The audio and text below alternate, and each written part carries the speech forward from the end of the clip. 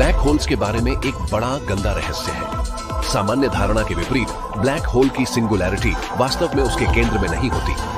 नहीं, ये उस चीज के भविष्य में होती है जो क्षितिज को पार करती है। ब्लैक होल ब्रह्मांड को इतनी गहराई से विकृत कर देते हैं कि घटना क्षितिज पर स्थान और समय अपनी भूमिकाएं बदल लेते हैं। एक बार जब आप इसे पार कर लेते हैं तो केंद्र की ओर गिरना भविष्य की ओर जाना होता है। यही कारण है कि आप इससे बच नहीं सकते। आपकी गिरावट को रोकना और वापस मुड़ना उतना ही असंभव होगा जितना कि समय को रोकना और अतीत में यात्रा करना। इसलिए सिंगुलैरिटी वास्तव में आपके भविष्य में है, आपके सामने नहीं। और जैसे आप अपना खुद का भविष्य नहीं देख सकते, वैसे ही आप सिंगुलैरिटी को तब तक नहीं देखेंगे जब तक आप उससे टकरा नहीं जाते। लेकिन आप अपने भविष्य में किसी चीज से टकरा भी नहीं सकते, केवल इसे किसी तरह अनुभव कर सकते हैं। जैसे आप अपने अगले जन्मदिन का अनुभव तब करेंगे जब वह होगा। भविष्य में जो सिंगुलैरिटीज हैं, वे कोई समस्या नहीं है, क्योंकि हम उन्हें देख नहीं सकते या उनके साथ बातचीत नहीं कर सकते। लेकिन एक नग्न सिंगुलैरिटी हमारे सामने होगी जिसे हम सभी देख सकेंगे। हम क्या देखेंगे? खैर, पूरी बात यह है कि यह जानना असंभव है। एक सिंगुलैरिटी अनंत गुरुत्वाकर्षण का क्षेत्र है और गुरुत्वाकर्षण अंतरिक्ष समय का मोड़ है। एक सिंगुलैरिटी पर मोड़ इतना कट्टरपंथी होता है कि अंतरिक्ष समय का ताना बाना सचमुच टूट जाता है। अंतरिक्ष और समय अब अस्तित्व में नहीं है।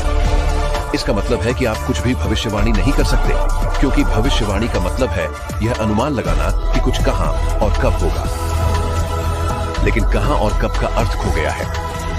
तो हमारे पास एक अप्रत्याशित चीज है जिसमें अनंत गुरुत्वाकर्षण और इसलिए अनंत ऊर्जा है। इसका मतलब है कि बिना किसी कारण के इससे कुछ भी निकल सकता है, चाहे वह केले का ढेर हो, खोए हुए मोजे हो या एक सौरमंडल।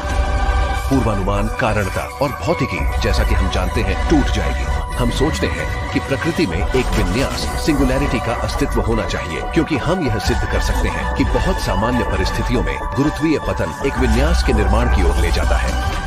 हालांकि वैज्ञानिक सोचते हैं कि प्रकृति नग्न एक विन्यास के निर्माण को रोकती है।